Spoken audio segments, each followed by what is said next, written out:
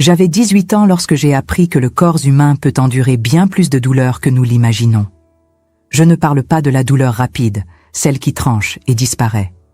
Je parle de la douleur qui s'installe, qui devient une partie de vous, qui change votre façon de respirer, de bouger, d'exister. Je parle de la douleur qui, 65 ans plus tard, m'empêche encore de m'asseoir sans ressentir. Aujourd'hui encore, à 83 ans, lorsque j'approche une chaise, mon corps tremble. Non pas par faiblesse, par mémoire. Mon nom est Madeleine Charpentier. Je suis née en 1926, dans un petit village aux environs de Lyon, en France. Avant la guerre, j'étais simplement une jeune fille ordinaire. Je me levais tôt pour aider ma mère à la boulangerie, je lisais des romans cachés sous les couvertures, je rêvais de devenir institutrice. Ma cousine, Élise, était ma meilleure amie. Nous avions 1 an d'écart. Elle était timide, j'étais curieuse. Elle dessinait des fleurs, je dessinais des cartes.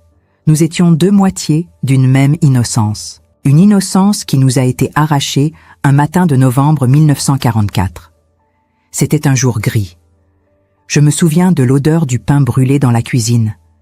Ma mère avait laissé la pâte au four trop longtemps parce qu'elle était distraite, le regard fixé par la fenêtre. Elle savait. Nous savions tous. Les Allemands battaient en retraite, mais contrôlaient encore des parties du territoire. Et lorsqu'ils perdent, les hommes deviennent dangereux. Ce matin-là, ils sont venus. Ils n'ont pas frappé à la porte. Ils sont simplement entrés. 4 soldats. 2 ont traîné ma mère dehors. Les 2 autres sont venus droit vers moi et Élise. Nous n'avons pas crié. Nous n'en avons pas eu le temps. On nous a jetés à l'arrière d'un camion avec d'autres femmes.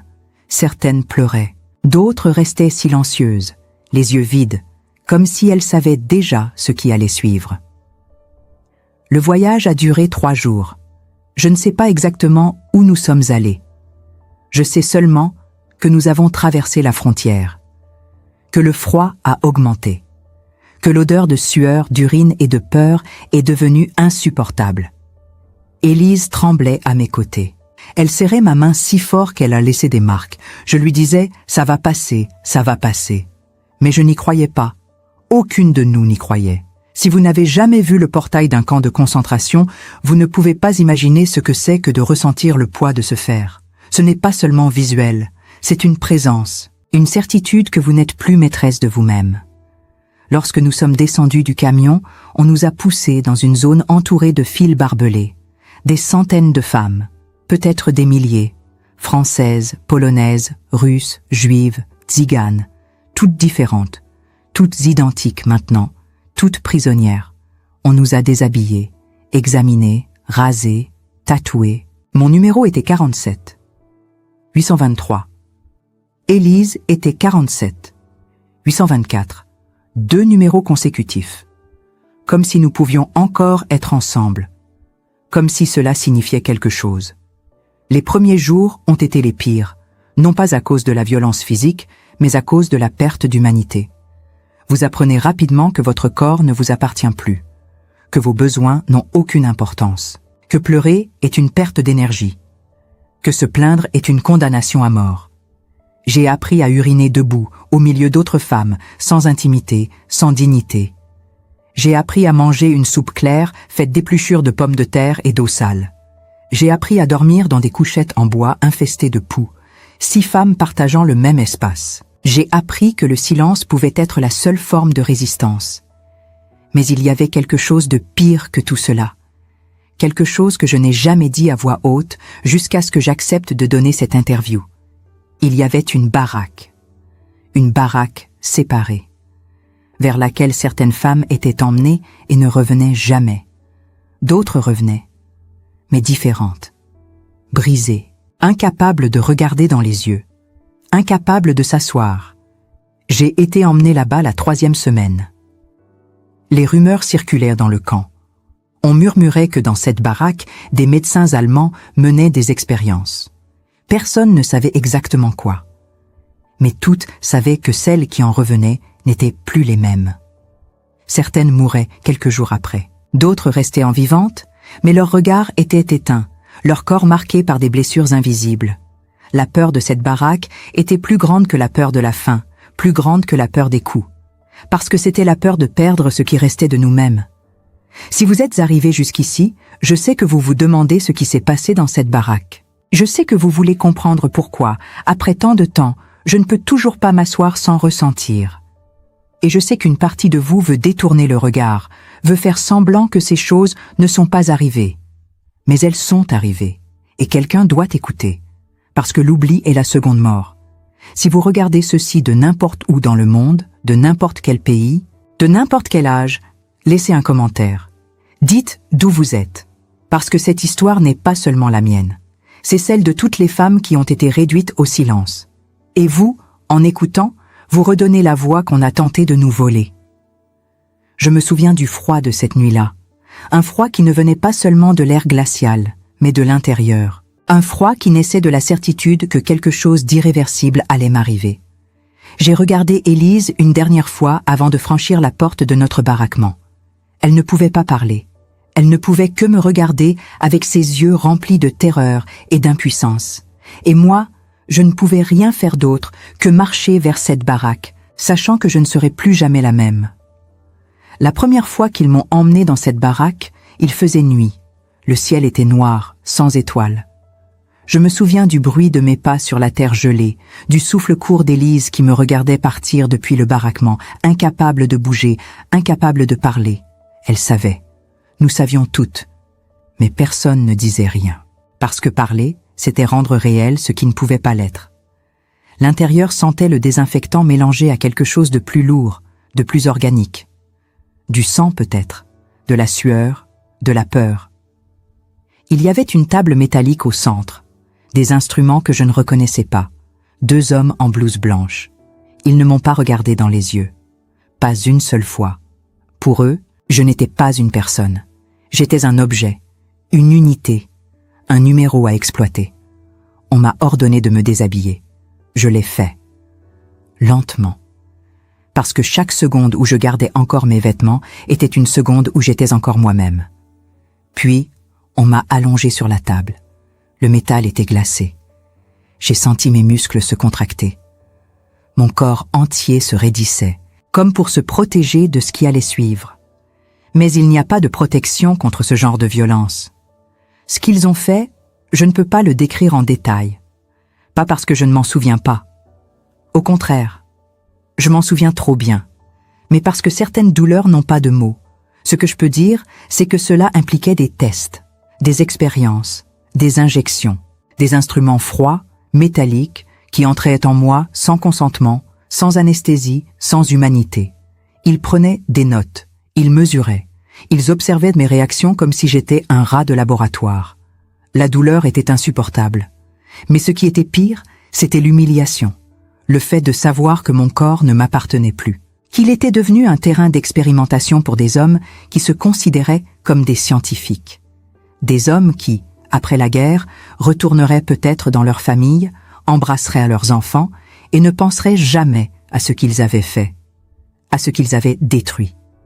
Quand ils ont eu fini, on m'a jeté dehors, littéralement. Je suis tombée sur les genoux dans la boue glacée. J'ai essayé de me relever, mais mes jambes ne répondaient plus. La douleur irradiait de mon bassin vers mes cuisses, mon dos, mon ventre. J'ai rampé jusqu'au baraquement. Élise m'a vue arriver. Elle a couru vers moi, m'a aidé à entrer. Elle ne m'a rien demandé. Elle savait. Cette nuit-là, je n'ai pas dormi. Je fixais le plafond en bois pourri, écoutant les respirations lourdes des autres femmes. Certaines pleuraient en silence, d'autres marmonnaient des prières dans des langues que je ne comprenais pas.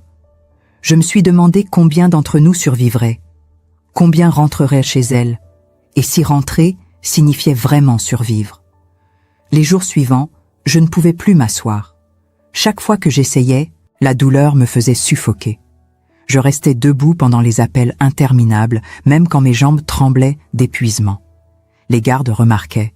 Certains riaient, d'autres détournaient le regard. Mais personne n'intervenait. Personne ne disait « Arrêtez ». Parce que dans ce monde, la pitié était une faiblesse. Et la faiblesse vous tuait. Puis un jour, quelque chose a changé. Un jeune soldat allemand, qui travaillait comme gardien près des cuisines, m'a regardé. pas comme les autres, pas avec mépris ou indifférence, avec quelque chose qui ressemblait à de la curiosité, peut-être même de la compassion. Son nom était Klaus. Il avait 22 ans, des yeux clairs, des mains nerveuses. Il ne parlait presque jamais, mais il me regardait. Et dans cet enfer, être vu comme un être humain, même par l'ennemi, était bouleversant. Klaus a commencé à me laisser de petits morceaux de pain, jamais directement. Il les posait sur un coin de table quand personne ne regardait. La première fois, j'ai cru que c'était un piège, que si je prenais ce pain, on m'accuserait de vol et on me tuerait. Dans le camp, la moindre transgression pouvait être fatale. J'avais vu des femmes battues à mort pour avoir ramassé une épluchure de pommes de terre tombée par terre. J'avais vu des prisonnières exécutées pour avoir simplement regardé un garde dans les yeux trop longtemps. La survie dépendait de règles invisibles, changeantes, arbitraires. Mais la faim était plus forte que la peur. La faim était une bête qui dévorait tout. J'ai pris le pain. Je l'ai partagé avec Élise. Elle a pleuré en le mangeant. Pas de joie, de désespoir. Parce que ce simple geste de bonté nous rappelait ce que nous avions perdu. Il nous rappelait qu'il existait encore, quelque part dans ce monde devenu fou, une trace d'humanité. Les semaines passaient. Klaus continuait.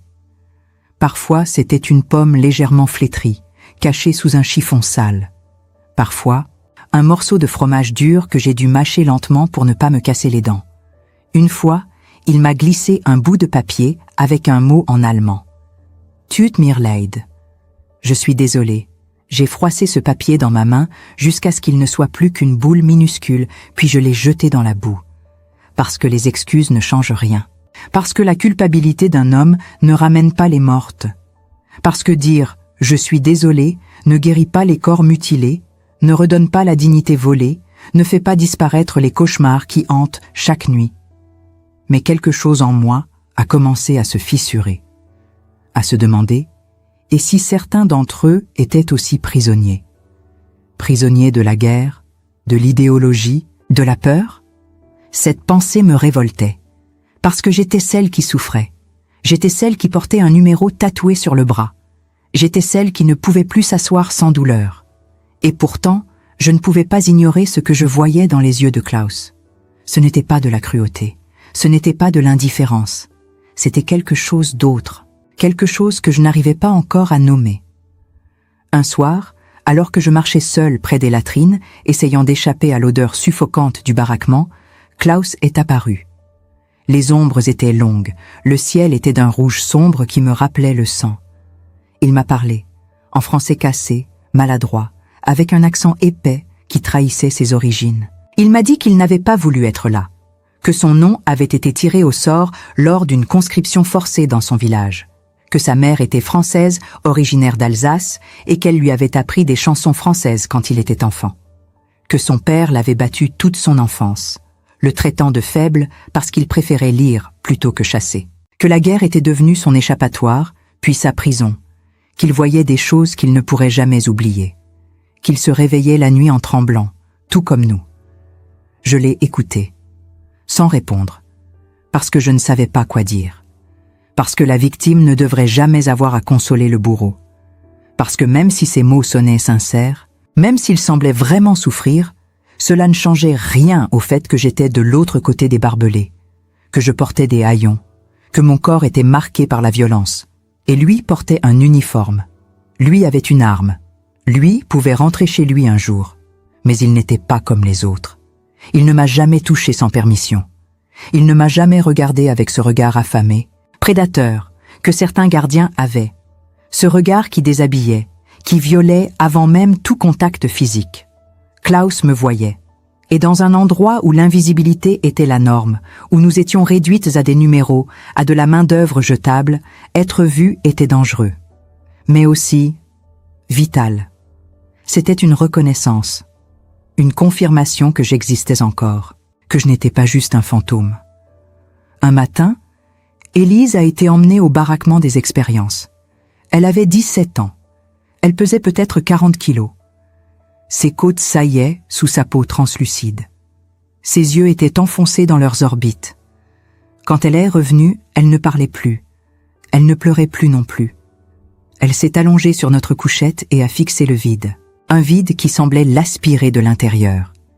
J'ai essayé de la faire réagir, de lui parler, de lui rappeler notre enfance, nos rêves, notre vie d'avant. Je lui ai parlé de la boulangerie de ma mère, de l'odeur du pain chaud le matin, des dimanches où nous allions nous promener près de la Saône. Je lui ai rappelé le jour où nous avions volé des cerises dans le verger du voisin et comment nous avions ri jusqu'à en avoir mal au ventre. Mais c'était comme parler à un fantôme. Elle était déjà partie. Son corps était là, respirant faiblement, mais son esprit avait fui. Il s'était réfugié quelque part où la douleur ne pouvait plus l'atteindre. Les autres femmes du baraquement la regardaient avec une tristesse silencieuse. Elles savaient. Nous savions toutes. Élise ne survivrait pas. Pas parce que son corps était trop faible, mais parce qu'elle avait renoncé. Et dans un camp de concentration, renoncer était la première étape vers la mort. Le corps pouvait tenir quelques jours de plus. Mais l'esprit, une fois brisé, ne se réparait jamais. 3 jours plus tard, Élise est morte. Pas à cause des expériences directement, pas à cause de la faim, mais parce que son corps avait simplement cessé. Elle n'a pas résisté, elle n'a pas lutté. Elle s'est éteinte comme une bougie qu'on souffle. Je l'ai tenue dans mes bras pendant qu'elle s'éteignait. Ses lèvres étaient bleues, sa peau était froide. Elle n'a pas dit un mot, elle a juste fermé les yeux. Et je suis restée là, avec le poids de son corps léger comme une plume, me demandant pourquoi j'étais encore vivante. Pourquoi c'était elle et pas moi? Quelle cruelle loterie décidait qui survivait et qui mourait? On m'a ordonné de la laisser, de la déposer avec les autres corps qui s'accumulaient près des latrines, attendant d'être emportés. J'ai refusé. J'ai serré Élise contre moi. Une gardienne a levé sa matraque. Mais Klaus est intervenu. Il a dit quelque chose en allemand. La gardienne a hésité, puis s'est éloignée. Klaus m'a laissé tenir Élise pendant 1 heure de plus. 1 heure pendant laquelle j'ai pleuré tout ce que je n'avais pas pu pleurer depuis des mois. 1 heure pendant laquelle j'ai dit au revoir à la seule personne qui me reliait encore à ma vie d'avant. Cette nuit-là, Klaus m'a trouvée assise dans un coin, incapable de pleurer davantage, incapable de bouger. Mes larmes s'étaient taries. Il ne restait qu'un vide immense, un gouffre noir qui menaçait de m'engloutir. Klaus s'est assis à côté de moi. Il n'a rien dit. Il n'a pas essayé de me consoler avec des mots vides de sens. Il est juste resté là. Et pour la première fois depuis des mois, je me suis effondrée. Pas en larmes, mais en mots. J'ai parlé. J'ai raconté qui était Élise, comment nous avions grandi ensemble, comment elle dessinait des fleurs même quand nous n'en voyions plus, comment elle chantonnait des mélodies pour s'endormir, comment elle était douce, innocente, incapable de faire du mal à qui que ce soit. Klaus écoutait. Il ne m'a pas interrompu. Il n'a pas dit que tout irait bien, parce qu'il savait que rien n'irait bien. Mais il est resté. Il a écouté. Et dans cet enfer où personne n'écoutait personne, où les cris se perdaient dans le vide, où la souffrance était banalisée, être écouté était un acte de résistance. C'était une preuve que nous existions encore, que nous n'étions pas juste des ombres, mais quelque chose de plus profond s'est produit cette nuit-là. Quelque chose que je ne voulais pas reconnaître. Une connexion s'est formée. Pas de l'amour, pas au sens romantique du terme, mais une reconnaissance. Une compréhension mutuelle que nous étions 2 êtres humains pris dans une machine qui nous broyait tous les deux. Lui du côté des bourreaux, moi du côté des victimes. Mais tous les deux prisonniers d'une guerre qui nous dépassait. Et cette pensée me terrifiait, parce qu'elle remettait en question tout ce que je croyais savoir sur le bien et le mal. Sur nous et eux. Les mois suivants sont flous dans ma mémoire. Le temps n'existait plus. Il n'y avait que la survie. Se lever. Manger, obéir, dormir, recommencer. Chaque jour était identique au précédent, une répétition sans fin de la même souffrance, du même vide. Les saisons changeaient, mais nous ne les remarquions plus. L'hiver était devenu notre état permanent, un froid qui ne venait pas du dehors, mais de l'intérieur, un froid qui gelait l'âme bien avant de geler le corps. Mais quelque chose avait changé entre Klaus et moi. Ce n'était pas de l'amour. Pas au sens romantique que les gens imaginent quand ils entendent ce mot. C'était une connexion. Une reconnaissance mutuelle de notre humanité dans un lieu conçu pour nous en priver. Une fragilité partagée au milieu de l'horreur. Nous étions deux naufragés accrochés au même morceau de bois dans un océan de violence. Il a commencé à me parler de sa vie d'avant. De sa mère, qui chantait des chansons françaises en préparant le dîner, des mélodies douces qui résonnaient dans leur petite cuisine. De son village près de la frontière, un endroit où les gens parlaient deux langues, où les cultures se mélangeaient, où la guerre semblait impossible. De son frère aîné, mort sur le front russe pendant l'hiver 1942, gelé dans une tranchée, son corps jamais retrouvé. De sa peur constante d'être envoyé au front lui aussi, de finir comme son frère, oublié dans la neige. Il me racontait ses cauchemars. Comment il se réveillait en sueur, croyant entendre les hurlements des prisonniers qu'il n'avait pas pu protéger, les coups de feu qui résonnaient dans sa tête, même en plein jour. Je l'écoutais. Parfois, je répondais.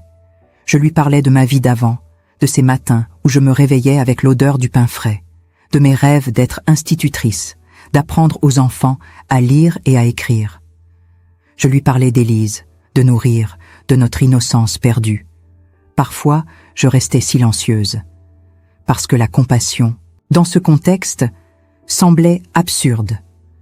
Parce que parler avec lui me donnait l'impression de trahir toutes les femmes qui souffraient autour de moi. Parce que je ne savais pas si ce que je ressentais était réel ou simplement le résultat de la manipulation, de la solitude absolue qui me rendait vulnérable. Mais la compassion était là, malgré tout, malgré l'uniforme qu'il portait, malgré les barbelés qui nous séparaient, malgré le fait qu'il faisait partie du système qui me détruisait. Elle était là, têtue, refusant de disparaître. Les autres prisonnières avaient dû commencer à remarquer. Elles me regardaient différemment.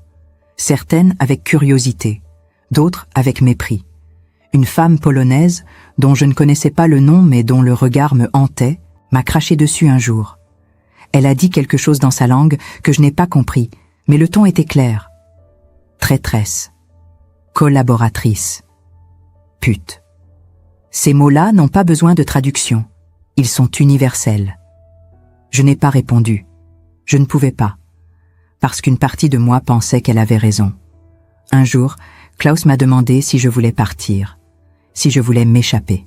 Il disait qu'il connaissait des failles dans la surveillance, que les gardes étaient de moins en moins nombreux, de plus en plus nerveux, que les Alliés avançaient et que bientôt, le camp serait libéré ou évacué, que je pouvais essayer maintenant, pendant qu'il y avait encore une chance. Il me décrivait un plan, une sortie près des cuisines, rarement surveillée la nuit, des vêtements civils qu'il pourrait me procurer, un contact dans un village voisin, quelqu'un qui aidait les fugitifs. J'ai refusé, pas par peur de l'échec, pas parce que je ne voulais pas être libre, mais parce que je savais que si je partais et qu'on me rattrapait, il ne me tuerait pas seulement moi. Il tuerait 10 autres femmes, peut-être 20, c'était leur méthode. La punition collective, le contrôle par la terreur. Chaque acte de résistance, chaque tentative d'évasion était payé par le sang des innocentes. Et je ne pouvais pas porter ce poids. Je ne pouvais pas être responsable de la mort de femmes qui n'avaient rien fait, qui attendaient simplement la fin, qui survivaient jour après jour dans l'espoir fragile de revoir leur famille. Klaus a insisté. Il a dit qu'il me protégerait, qu'il prendrait la responsabilité, qu'il ferait en sorte que personne d'autre ne soit puni. Mais je savais que c'était impossible. Personne ne pouvait contrôler la machine de mort qu'était ce camp. Pas même lui. Alors, j'ai refusé à nouveau. Et j'ai vu dans ses yeux quelque chose qui ressemblait à du respect, ou peut-être du soulagement. Parce qu'il savait, tout comme moi, que ce plan aurait probablement échoué. Puis, en avril 1945, tout s'est arrêté. Les Alliés avançaient de manière inexorable. Nous entendions les bombardements au loin, de plus en plus proches. Les gardiens commençaient à disparaître. Certains fuyaient en pleine nuit, abandonnant leur poste, changeant d'uniforme pour se fondre dans la population civile. D'autres brûlaient des documents dans de grands feux, détruisant les preuves de ce qui avait été fait. La panique se lisait sur leurs visages. Ces hommes qui nous avaient terrorisés pendant des mois, des années, étaient maintenant terrifiés eux-mêmes. Ils savaient ce qui les attendait s'ils étaient capturés. L'atmosphère dans le camp était étrange. Un mélange d'espoir et de terreur. Nous savions que la libération était proche. Mais nous savions aussi que les nazis, dans leur fuite, pouvaient décider de nous tuer toutes, de ne laisser aucun témoin. C'était arrivé dans d'autres camps. Des massacres de dernière minute. Des marches de la mort où les prisonniers étaient forcés de marcher pendant des jours sans nourriture ni eau. Ceux qui tombaient étaient abattus sur place. Klaus est venu me voir une dernière fois. C'était la nuit. Le camp était plongé dans une obscurité presque totale. Les projecteurs avaient été éteints. Il m'a trouvée dans le baraquement, assise sur ma couchette, entourée de femmes qui dormaient ou faisaient semblant de dormir. Il m'a fait signe de le suivre dehors. J'ai hésité, mais je suis sortie. Nous nous sommes tenus là, dans l'ombre, sans parler pendant un long moment. Puis il m'a dit qu'il allait partir, qu'il ne savait pas où, qu'il allait essayer de rentrer chez lui, de retrouver sa mère si elle était encore vivante, qu'il voulait juste que je sache qu'il était désolé, que si les choses avaient été différentes, si le monde n'était pas devenu fou, peut-être que nous aurions pu être amis, peut-être même plus. Je ne lui ai pas répondu immédiatement. J'ai regardé son visage dans la pénombre. Un visage jeune, marqué par la fatigue et la culpabilité. Un visage qui aurait pu être celui d'un garçon ordinaire dans un monde ordinaire. Puis j'ai dit simplement « Pars et ne reviens jamais ». Il a hoché la tête. Il a sorti quelque chose de sa poche, un petit paquet enveloppé dans du tissu. Il me l'a tendu. À l'intérieur, il y avait du pain, du fromage et une photographie. La photographie le montrait enfant, avec sa mère et son frère, tous souriants devant une maison modeste. Au dos, il avait écrit une adresse. « Si tu survis, a-t-il murmuré, et si un jour tu veux comprendre, viens me trouver. » J'ai pris le paquet. Je ne savais pas si j'utiliserais cette adresse. Je ne savais pas si je voulais le revoir. Mais j'ai pris le paquet. Puis je l'ai regardé partir. Il a disparu dans l'obscurité, et une partie de moi s'est demandé si je le reverrais un jour. Une autre partie de moi espérait que non. Le camp a été libéré 3 semaines plus tard. Les soldats britanniques sont arrivés un matin brumeux. J'entends encore le bruit de leur jeep, le claquement des portières, les ordres criés en anglais. Ils ont ouvert les portes. Ils ont coupé les barbelés. Ils ont pleuré en nous voyant. Certains ont vomi. Parce que même pour des hommes habitués à la guerre, ce qu'ils ont vu était insupportable. Des squelettes vivants, des corps empilés comme du bois, des femmes incapables de marcher, de parler, de réagir, des yeux vides qui les fixaient sans comprendre que c'était fini. Je suis sorti du camp en boitant. Mon corps pesait 38 kilos. Mes cheveux ne repoussaient plus correctement, laissant des plaques chauves qui ne guériraient jamais complètement. Ma peau était couverte de plaies infectées. Mais j'étais vivante. Et cette réalité me terrifiait autant qu'elle me soulageait. Parce que survivre signifiait porter ce poids pour le reste de ma vie. Survivre signifiait témoigner. Et témoigner signifiait revivre chaque jour ce que j'avais vécu. Après la libération, je suis rentrée en France. Mais ce n'était pas un retour. C'était une arrivée dans un pays qui ne me reconnaissait pas. Ma mère était morte pendant mon absence. Mon père avait disparu. Notre maison avait été pillée. Il ne restait rien. Ni famille, ni lieu, ni passé. J'ai erré pendant des mois. J'ai dormi dans des refuges pour déplacés. J'ai mangé dans des soupes populaires. J'ai essayé de trouver du travail, mais personne ne voulait embaucher une ancienne déportée.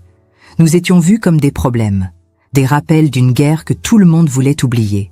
Puis, un jour, en 1947, j'ai croisé Klaus dans une petite ville près de la frontière. Il était là, travaillant comme ouvrier dans une usine. Nos regards se sont croisés. Nous nous sommes figés. Pendant un instant, j'ai cru que j'allais hurler, que j'allais le frapper, que toute la rage accumulée allait exploser. Mais non, j'ai juste ressenti du vide.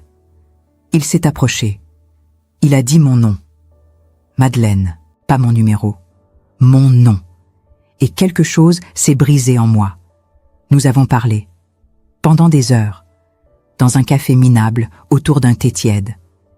Il m'a dit qu'il avait été jugé, acquitté faute de preuves, qu'il avait changé de nom, qu'il essayait de vivre avec ce qu'il avait vu, ce qu'il avait fait, ce qu'il n'avait pas empêché. Je ne sais pas pourquoi, mais je suis restée. Nous avons commencé à nous voir, puis à vivre ensemble, pas par amour, pas par pardon, mais parce que nous étions deux personnes détruites qui se comprenaient, parce que personne d'autre ne pouvait comprendre ce que nous avions vécu. Les gens nous jugeaient, évidemment. Une Française avec un ancien soldat allemand. J'étais traitée de traîtresse, de collaboratrice. On crachait sur mon passage. On m'insultait. Mais je m'en fichais. Parce que leur haine ne pouvait pas être pire que celle que je portais déjà en moi. Klaus et moi avons vécu ensemble pendant 50 ans. Nous ne nous sommes jamais mariés. Nous n'avons jamais eu d'enfants. Nous avons juste existé, côte à côte. Deux survivants d'une guerre qui ne s'était jamais vraiment terminée. Il est mort en 1997, d'un cancer. Dans ces derniers jours, il m'a demandé pardon. Encore. Toujours. Je ne lui ai jamais dit que je lui pardonnais. Parce que ce n'était pas à moi de pardonner.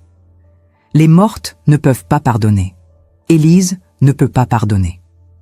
Aujourd'hui, en 2009, je suis assise dans cette pièce, face à une caméra, racontant une histoire que j'ai gardée enfouie pendant 65 ans. Je sais que je vais mourir bientôt. Mon corps me le dit. La douleur que j'ai ressentie à 18 ans n'est jamais partie. Elle s'est juste installée. Elle fait partie de moi. Comme les cicatrices, comme les souvenirs. Je ne raconte pas cette histoire pour susciter la pitié. Ni pour condamner. Je la raconte parce que le silence est une autre forme de mort. Parce que tant que personne ne parle, les bourreaux peuvent prétendre que rien ne s'est passé. Parce que la mémoire est la seule arme des vaincus. Alors maintenant, je vous pose une question. Une question que je me pose depuis des décennies. Est-ce qu'un homme qui a participé au mal, même indirectement, peut être racheté? Est-ce qu'un bourreau qui devient humain cesse d'être un bourreau? Ou est-ce que la culpabilité est une marque indélébile, impossible à effacer? Je ne connais pas la réponse. Peut-être que vous non plus. Mais peut-être que ce n'est pas le rôle de l'histoire de donner des réponses. Peut-être que son rôle est simplement de poser les questions et de refuser l'oubli. Je m'appelle Madeleine Charpentier. J'avais 18 ans quand j'ai cessé d'être une personne. Et toute ma vie, j'ai essayé de le redevenir. Cette histoire ne demande pas d'applaudissements. Elle demande d'être écoutée et de ne jamais être oubliée. Cette histoire que vous venez d'entendre n'est pas une fiction. Ce n'est pas un scénario inventé pour choquer ou émouvoir. C'est le témoignage brut d'une femme qui a survécu à l'un des chapitres les plus sombres de l'histoire humaine.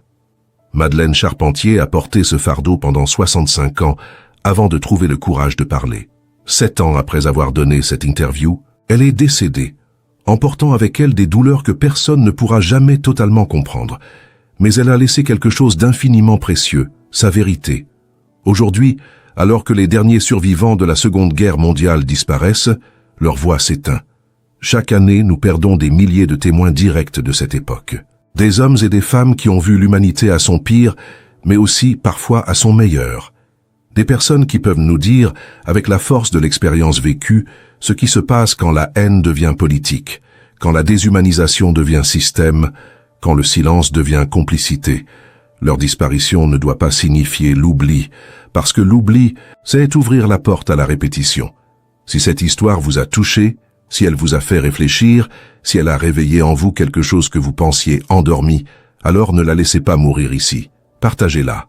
Abonnez-vous à cette chaîne pour que d'autres témoignages comme celui-ci puissent continuer à exister, à circuler, à éduquer.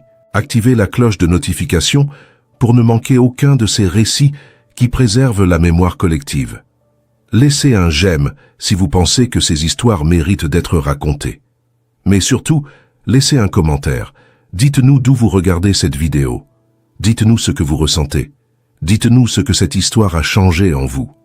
Parce que chaque commentaire, chaque partage, chaque interaction est un acte de résistance contre l'oubli. C'est une façon de dire « Je t'ai entendu, Madeleine, je ne t'oublierai pas ». C'est une façon de prolonger la vie de ces témoignages au-delà de la mort de ceux qui les ont vécus. Dans un monde où l'information circule à une vitesse folle, où les tragédies d'hier sont oubliées pour les scandales d'aujourd'hui, Prendre le temps de s'arrêter, d'écouter, de réfléchir, c'est déjà un acte de dignité. Madeleine a posé une question à la fin de son témoignage, une question sans réponse facile, une question qui nous met face à nos propres contradictions morales. Un homme qui a participé au mal, même indirectement, peut-il être racheté? Un bourreau qui devient humain cesse-t-il d'être un bourreau? Cette question n'est pas qu'historique, elle est contemporaine. Elle résonne aujourd'hui dans tous les conflits, toutes les injustices, tous les systèmes oppressifs qui continuent d'exister. Elle nous force à nous demander « Et moi, qu'aurais-je fait? Aurais-je eu le courage de résister? Ou aurais-je obéi comme tant d'autres, par peur, par conformisme, par lâcheté? » Nous aimerions croire que nous aurions été du côté des justes, que nous aurions protégé les persécutés, que nous aurions refusé de participer. Mais l'histoire nous enseigne que la majorité des gens ordinaires, placés dans des circonstances extraordinaires, font des choix ordinaires. Ils obéissent, ils se taisent, ils détournent le regard. Ce n'est qu'en écoutant des histoires comme celle de Madeleine que nous pouvons nous préparer mentalement et moralement à faire différemment si notre époque nous met à l'épreuve. Alors prenez un moment, respirez, réfléchissez à ce que vous venez d'entendre, puis agissez. Abonnez-vous, commentez, partagez, non pas pour nous, mais pour toutes les Madeleines du monde, pour toutes les Élises qui n'ont jamais pu raconter leur histoire, pour tous ceux dont la voix a été étouffée avant même d'avoir pu crier. Parce que tant qu'il y aura des gens pour écouter, pour se souvenir, pour transmettre, l'oubli ne gagnera pas. Et la mémoire, aussi douloureuse soit-elle, restera notre plus grande arme contre la barbarie.